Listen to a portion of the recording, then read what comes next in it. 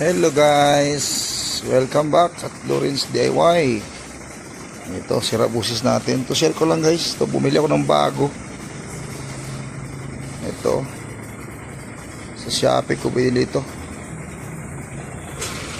Para doon sa sa air compressor. Kasi nga minsan na papatay-patay siya, hindi nag-automatic. Parang hindi kaya ba. Sikanhan kasi yung nilagay ko. Ito, bumili ako ng brand new. So, nasa mga 160 plus ata to. Kaso lang hindi gumagana.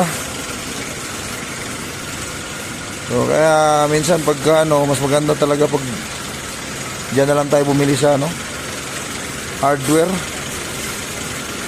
Diyan lang tayo bumili sa hardware.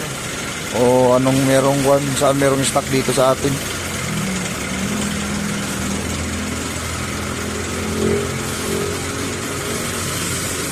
Matagal ko kasi siya na-test matagal na test kaya hindi ko na ibalik-balik, sayang yung pera.